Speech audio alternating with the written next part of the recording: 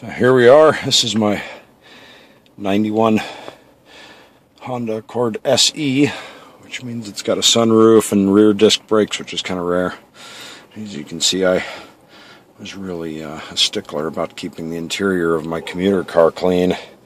That odd pool of stuff down there is Burt's Bees in the cup.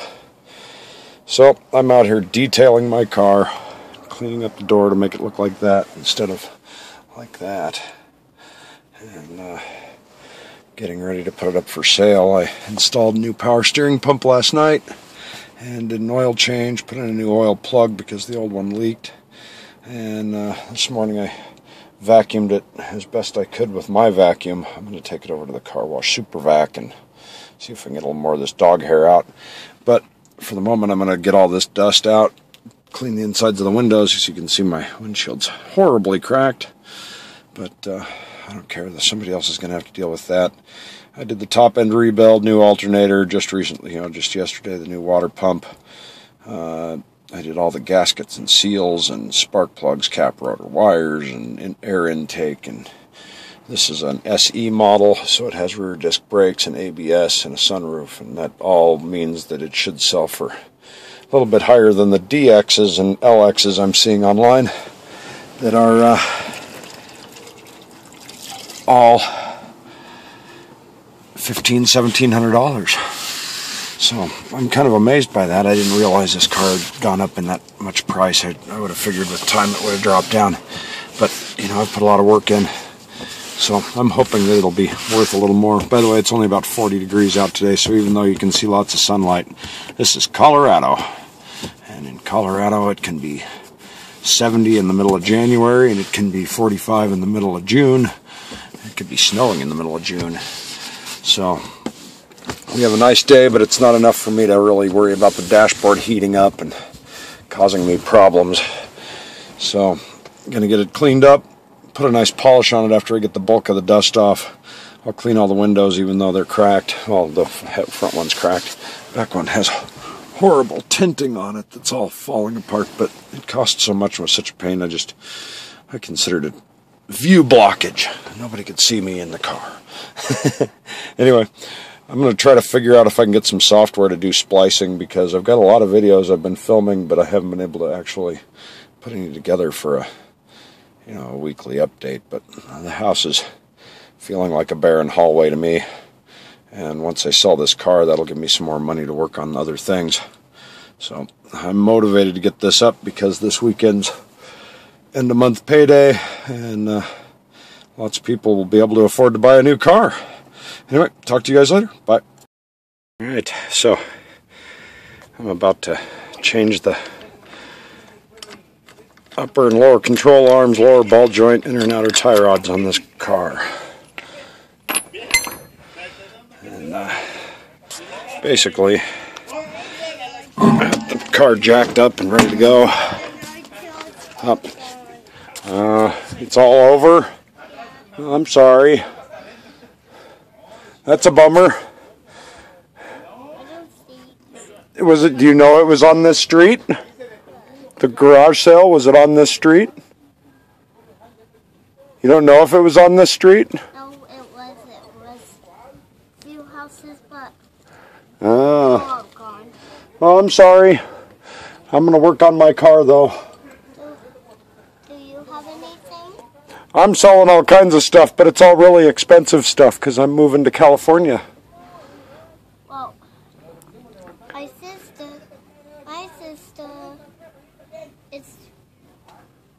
she's moving, but she's really just going on a walk with her cousin. I'm going to go live on a boat. Just no shipwreck. No, I hope there's no shipwreck either. Then you would die. Yeah. Nope, it's going to be a big boat. Yep. Not as big as my house, but it's going to be a big boat. So I'm going to fix my car so that I can sell it before I go. And since the weather's so nice right now, I figured it's perfect. Well, I hope you find your garage sale. It's not a garage sale, but I already did. Yeah. Well, I don't know what's going on with it. I didn't even know there was a garage sale. But I'm selling stuff like furniture, couches and stuff. I don't think you probably are looking to buy any couches, are you? We don't have a house, but we have furniture, but... Yeah, you already have couches. My own chair. Yeah, you already have your own couches. We Well, only have one couch and 2 chairs, but yeah. one chair you can't sleep on. It's the one chair. Yeah. And it's a timeout chair. Oh, it's a timeout chair. Yeah, well, I need to get to work on this. So it was nice talking to you. Bye. All right, so there's a little shield right here. The little girl has moved on. This shield covers up this bolt so that it doesn't get all muddy and dirty. Our nut. This is the bottom end of this ball joint. By the way, this is a 91 Honda Accord, be the same for a 90 through 93. So I loosened up all these nuts. You take that one off. You take this one right here off. This is the outer tie rod. Basically, it's another little ball joint right here that controls your steering. This pushes in and out. Lower control arm is attached to your lower ball joint, which is back down under here.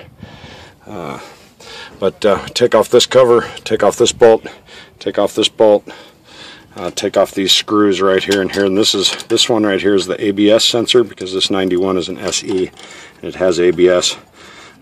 Most of them don't have this, so you probably just see flat undrilled plugs right here. This next one down below it, which you see me loosening here, this is the actual brake line. So you take that out,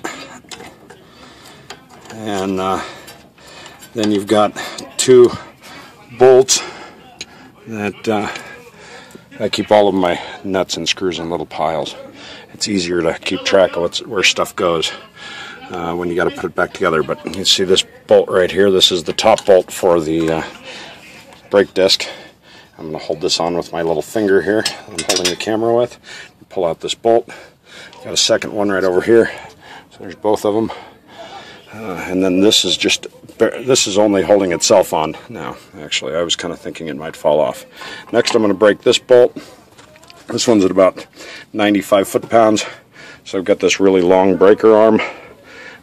It's got like a ratchet type end on it, but it doesn't ratchet, and it gives you a lot of leverage. So I'll remove this bolt, which is a 36 millimeter, and I already went through with a screwdriver and pried that out of the groove so that I can break this bolt loose, and then we'll carry on after I get done with that.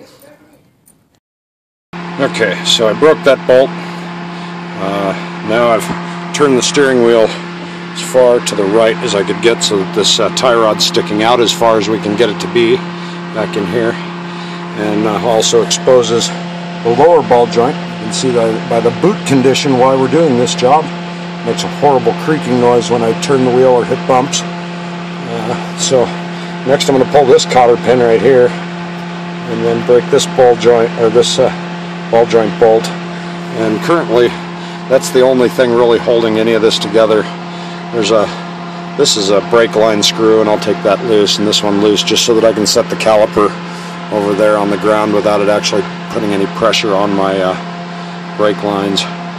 And that's about it. There's a little bit of grease in there. I'm not really happy with that. I wonder where that's probably just me spilling from up above.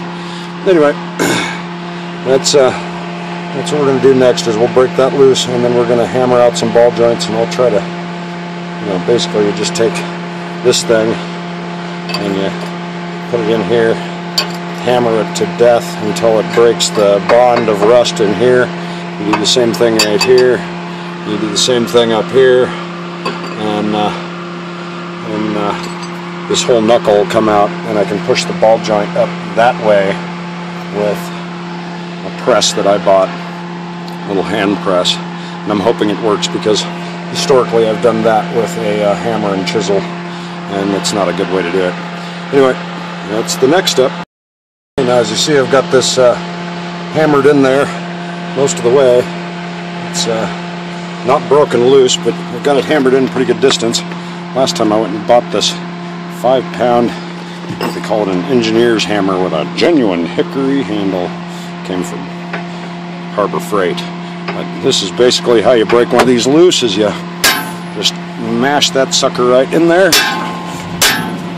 And when it pops loose, see, we're now separated. Over there. We're going to do the same thing here. Just put it in right there.